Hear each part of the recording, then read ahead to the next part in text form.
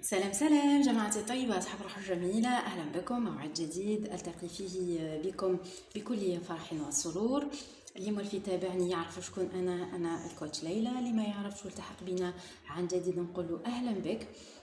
الكوتش ليلى هي كوتش في التنمية البشرية، في تطوير الذات، في اللايف ستايل إلى غير ذلك.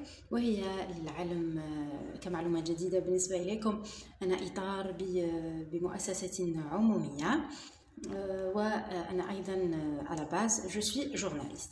دونك لو كونسيبت الجديد اللي راح نقدمه لكم ان شاء الله يجذبكم ويجذب الملايين من المتابعين حتى تعم الفائده على الجميع.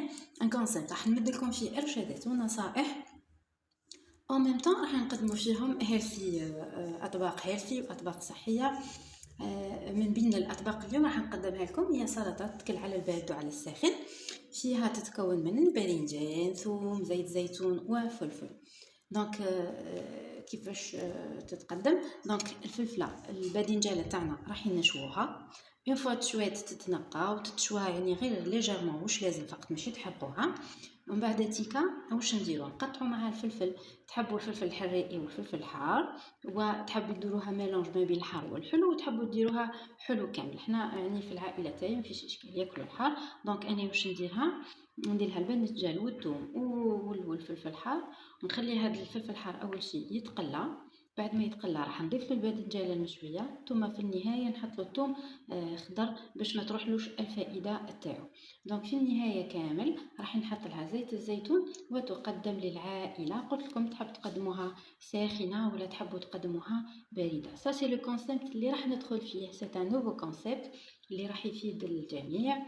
فيها ارشادات وفيها نصائح، بالإضافة إلى أطباق، ونتحدثوا. ما فيش إشكال أنكم تراسلوني وتبعثوا لي على الخاص ولا في لي كومنت اللي تحطوهم على رسائلكم، إشكالاتكم، المشاكل اللي تتلقوها في حياتكم، سواء المادية، العاطفية، الاجتماعية، وبعد اندماجكم مع المجتمع في حد ذاته. أنا هنا لمساعدة الجميع. أنا بالله تعالى بصدر رحب أقدم هذا الأمر حتى نرتقي مع بعضنا البعض لمصاف الأمم. أنا ما نحبش الكلمة اللي نستخدموها في المجتمع تاعنا، غاشي، ويعني واحد المصطلحات اللي ما نحبهم كامل يختفيوا من المجتمع تاعنا. نحب نكونوا أمة في مصاف الأمة، والأمة باش تنطلق تبدأ من الفرد، والفرد باش ينطلق لازم يكون هو في مع روحه نسخة معدلة ونسخة ذاتية صالحة. لذلك أنا نقول لكم جو سوي لا، نروحوا وخطوة بخطوة.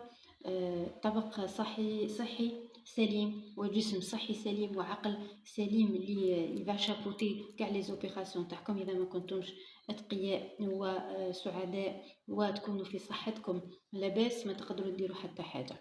اذا نعاودوا على السريع: باذنجانه على افراد العائله تاعكم 2 3 4. الحار تحبوا ديروا الحراقي ديروا فلفل حلو، ما فيش با سوسي. ثم في النهايه نحطوها.